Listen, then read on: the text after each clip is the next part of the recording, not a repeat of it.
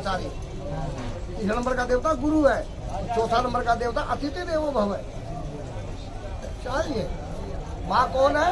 पार्वती है। और पिता कौन है? शिव जी है। आचार्य कौन है? विष्णु है। अतिथि कौन है? ब्रह्मा है। सब इसी में घुस गए आगे पकड़ के अंदर, सब इसी में आगे। ये इनको इनको इनको समझ आते हमको, इनको मालूम नहीं होगा है।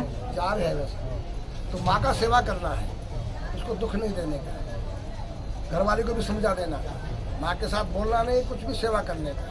कुछ भी बोलेगा तुम सुनो, बोले छोड़ दे, बोले छोड़ देना। क्या करे? माँ कुछ बोले थे फिर छोड़ देना, छोड़ देना, कुछ नहीं। माँ तुम्हारे लिए कोई बुरा चाहता है क्या? तुम अपने बच्चे के लिए बुरा चाहेगा? चाहेगा? गुरु अपने बच्चे शिष्य के लिए बुरा नहीं चाहेगा। सही बात है, वो चाहेगा मेरा शिष्य आगे बढ़े, सत्य वचन है, सत्य वचन, और पूरी दुनिया में फैल जाए, सूर्य की तरह प्रकाश फैल जाए इसका। उसको डांटेगा भी, मारेगा भी, उसकी बुराइयों को दूर करने के लिए। ऐसे माँ बाप अपने बच्चों को इसलिए डांटते मारते हैं ताकि उसकी बुराइयां दूर हो जाए। इसलिए माता पिता का सेवा, गुरु का सेवा, अतिथि देवो भव। जो भी द्वार पे आगे आइए बैठिए, जल पीजिए। हमारे जल को क्या बोलते हैं वहाँ? नीलू, पानी, पानी, पानी, नीलू। और पीने को क्या बोलते हैं? तागो, नीलू तागो। नीलू तागो। आइए बैठो, नीलू तागो, जल पीजिए। अगर तुम्हारे पास खाना पीना है तो दीजिए, नहीं तो कह दीजिए आप कहाँ जाना चाहते हैं प्यार की भाषा में। ये रास्ता इधर है, ये रास्ता जहाँ जाना जाओगा रास्ता बता दीजिए। नीलू राती बांधने गाड़ी दूर बैठा। आइए बैठिए, पहले उसको आइए, स्वागत, आइए, वेलकम, बैठिए, सिट डाउन, पानी पीजिए। ఎవరన్నా అతిథి వచ్చినప్పుడు మీ నీళ్లు రాపి వాళ్ళని సరే నీ దగ్గర ఉంటే పెట్టు, లేదంటే अगर तुम्हारे पास खाने की वस्तु है, दारी जो भगवान ने दिया है, उसको पूछिए क्या साफ रही ले, తింటావా खाना खाएंगे? वो कहता खाएंगे, तो उसको खाना दीजिए। अगर आपके पास खाना नहीं है, साफ रही ले पाओ तो जाओ। हमारे पास खाना नहीं है और आप कहाँ जाना चाहते हैं? सच बोल दो, झूठ मत बोलो। मेरे पास नहीं, मैं गरीब आदमी हूं। पानी है, पानी पीजिए। अगर भगवान ने दिया है चाय कॉफी खाना पीना तो खिलाइए।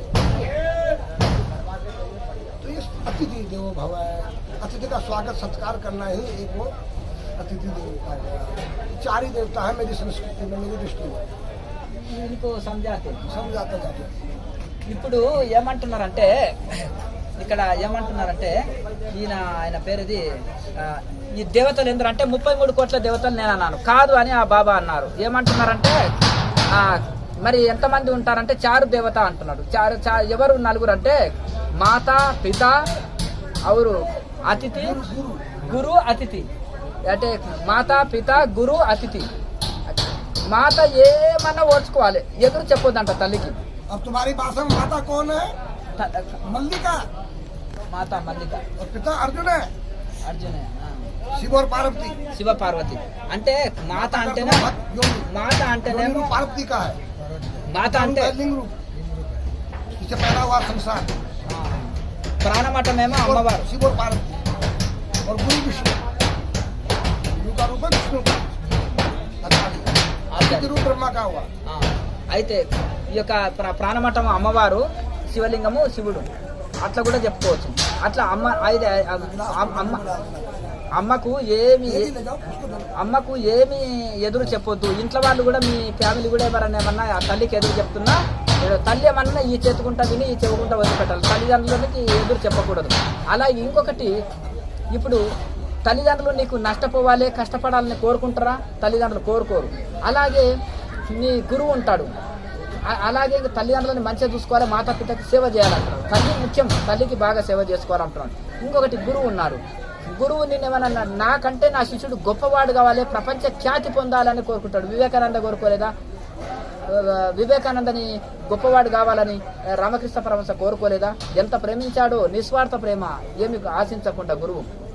అలాగే యుక్తేశ్వరగిరి మహారాజు కూడా ప్రపంచ దేశాల్లో యోగం వ్యాప్తి చేయాలని నా శిష్యుడు అని కోరుకోలేదా? పరమహంస యోగానందని. ఆ విధంగా పరమహంస యోగానంద గారు కూడా గురువు ఆశీర్వాదంతో గొప్పవాడయ్యాడు. కనుక ఈ విధంగా గురువు నాకంటే గొప్పవాడు కావాలని కోరుకుంటాడు. ఎప్పుడు నా శిష్యుడు నష్టపోవాలన్నాడు. ఒకవేళ కొట్టినా శిష్యుడు బాగుపడడానికి, తిట్టినా శిష్యుడు బాగుపడడానికి. అలాగే ఏమన్నా అతనిలోన తప్పులుంటే పోతాయి, కొడితే అతని తప్పులు సరి చేసుకుంటాడు, తిడితే అతని తప్పులు సరి చేసుకుంటాడు అని గురువు కొట్టినా తిట్టినా శిష్యుడు బాగుపడటం కోసమే. శిల్పి ఏ విధంగా చెక్కుతున్నాడు అట్లా సరి చేయటం కోసమే ఆ యొక్క శిల్పి విగ్రహాన్ని చేసి పూజలు అందుకోవడం కోసమే శిల్పి ఆ విధంగా బాదుతాడు రాయిని. శిల్పంగా మలిచే పరిక్రమలో కొన్ని బాధలు ఎదుర్కొంటుంది శిల్పము, కానీ అది మూర్తి అయ్యి విగ్రహం అయ్యి పూజలు అందుకుంటుంది.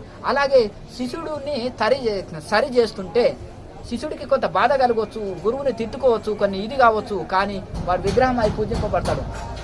అలాగే పాఠాలు చెప్తుంటే గురువుని తిట్టుకోవచ్చు, కానీ ఒక పెద్ద ఉన్నత ఆఫీసర్ అయినప్పుడు మా గురువు కొట్టి తిట్టి చెప్పినందుకు నేను ఇంత పెద్ద హోదాలో ఆఫీసర్ని అయ్యి మంచిగా ఉన్నాను, మా గురువుకు ధన్యవాదము, ఆయన ఉన్నప్పుడు నేను అర్థం చేసుకోలే అంటారు. తల్లిదండ్రులు కూడా వాళ్ళు ఉన్నప్పుడు నేను అర్థం చేసుకోలేదు, అయ్యో నా బాగు కోసమే కదా, వాళ్ళు నిరంతరం రాత్రి పగలు మన మేలు కోసమే శ్రమించారు, వాళ్ళ సుఖాలన్నీ త్యాగం చేసి మన సుఖాన్ని కోరుకున్నారు, వాళ్ళు నడుచుకుంటూ ఎదిగి మనకు బైక్ ఇచ్చారు, వాళ్ళు భోజనం పెట్టారు, తిండి ఇచ్చారు, ఆస్తులు ఇచ్చారు, వాళ్ళు మనకు శత్రువులు కాదు కదా తల్లిదండ్రులని, వాళ్ళని గౌరవించాలి, సేవించాలని బాబా గారు చెప్తున్నారు. అలాగే గురువుని పూజించాలి, ఆయనని మనం సన్మానించాలి, గురువుని చేయాలి, మన మేలు కోరుకుంటాడు. నాకంటే గొప్పవాడు కావాలి నా శిష్యుడు, ప్రపంచంలో ఖ్యాతి పొందాలని ఏ గురువైనా కోరుకుంటాడు. ద్రోణాచార్యుడు కూడా అర్జునుని ప్రపంచ ఖ్యాతి పొందాలి నా శిష్యుడు, గొప్పవాడు కావాలి, ప్రపంచ ఖ్యాతి పొందాలి అని కోరుకున్నాడు. ఎట్లా ఏ విధంగా అయినా ఏ గురువు చనిపోవడానికి కోరుకోడు. అట్లాగే ఇక్కడ తల్లి అంటేనేమో ఎవరు?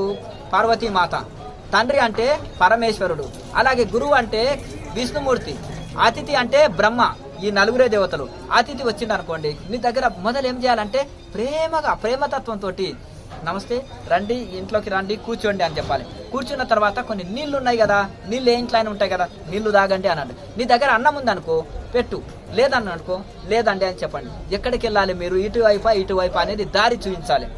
వాళ్ళ అతిథి రూపంలో తిథి లేకుండా వచ్చేవాడు అతిథి అంటే, ఒక తిథి వారము నక్షత్రం లేకుండా అనుకోకుండా సడన్గా వచ్చిన వాడు అతిథి అంటారు. రోజు వచ్చేవాడిని అతిథి అనరు. అప్పుడు నీ దగ్గర ఏదైనా ఉంటే తినిపించేది ఉంటే ప్రేమగా తినిపించు, ప్రేమగా దారి చెప్పు, ప్రేమగా మాట్లాడు. అట్లా నీకు దగ్గర భోజనం ఏమి లేదనుకో, నీకే తినుటకు లేదు, ఇంకా ఆయనకి ఏం పెడతావు, కొన్ని మంచి నీళ్ళు ఇచ్చి తర్వాత నాయన మీరు ఎక్కడికి వెళ్ళాలి అని ఇటువైపు దారి చూపెట్టి ప్రేమగా పంపించాలి. ఇట్లా అతిథి బ్రహ్మదేవుడే అతిథి రూపంలో వస్తాడు కనుక అతిథికి కొన్ని గ్లాసు మంచి నీళ్ళు ఇచ్చాను, ప్రేమగా మొదలు ఆహ్వానించాలి, కూర్చోబెట్టి మంచి నీళ్ళు ఇచ్చి దారి చూపి పంపించాలని. ఈ నలుగురే మాత పార్వతి, పిత పరమేశ్వరుడు, అలాగే గురువు విష్ణువు, అలాగే బ్రహ్మ అతిథి, ఈ నలుగురే దేవతలు ఈ ప్రపంచంలో ఉన్నారు. ఈ నలుగురు సేవించి తరించండి గృహస్థులని చక్కటి సందేశం బాబా గారు ఇచ్చారు. ఓం నమో నారాయణ. ప్రణామ్ గురుజీ. శ్రీ మయంతు రమాశంకర్ గిరిజీ మహారాజ్ హిమాచల్ ప్రదేశ్. మీరందరూ కూడా దర్శనం చేసుకోవచ్చు. మీరు మంచి తపస్సంపన్నులు, మంచి గొప్పవాళ్ళు, ఎందుకంటే మంచి యోగీశ్వరులు చక్కగా. ఎందుకంటే మీరు ఇప్పుడు చూడండి ఎంత ముసలితనంలో కూడా ఎంత వయసులో ఉన్నారు చూడండి, ఎంత వయసులో ఉన్నారు చూడండి. వీరి శరీరం ఎంత ఒక యోగీశ్వరుల శరీరము చూడండి, అద్భుతంగా. అది హిమాచల్ వెళ్ళిన వాళ్ళు, మణిమహేషి వెళ్ళిన వాళ్ళు, అలాగే హిమాచల్లో చాలా మాతా మందిరాలు ఉంటాయి, చాలా అద్భుతమైన కిన్నెర కైలాస్ అని గొప్ప జటం ఉంటుంది, వారి నేలను తాకే జటం ఉంటుంది. అలాగే కిన్నెర కైలాస్ అని, అలాగే మణిమహేష్ కైలాస్ అని, అలాగే శ్రీకంఠ కైలాస్ అని అద్భుతమైన కైలాసాలు 3 కైలాసాలు ఉంటాయి. అవి దర్శనం చేసుకున్నప్పుడు గురూజీని దర్శనం చేసుకోవచ్చు కూడా అందరూ. ఇక్కడ వీరు రాజ్కోట్లో ఉంటారు, నారాయణగిరిజీ మహారాజ్ అని. ఇక్కడ వీరంతా కూడా నాగాకుటి హరిద్వార్లో ఇప్పుడు 2021 కుంభమేళలో ఇప్పుడు నాగాకుటిలో ఉన్న సాధు మహాత్ములు వీళ్ళంతా కూడా నాగా సాధువులు, నాగా బాబాస్ అంటారు వీళ్ళని. అద్భుతంగా గొప్ప యోగీశ్వరులు. జయ హో రమాశంకర్ గిరిజీ మహారాజ్కి జయ హో. ప్రేక్షకుల భాగ్యము, మంచి యోగీశ్వరులను చూస్తున్నాము, మంచి తపస్సంపన్నులని. ఇప్పుడు నాగా కుటీర్ అంటారు. నాగా కుటి అంటే కుటీరము అని అర్థం. ఇక్కడ హరిద్వార్లో ఉన్నాము. ఇవి యొక్క ఇప్పుడు కుంభమేళ కానీ ఇవి గడ్డి కుటీరాలు వేశారు.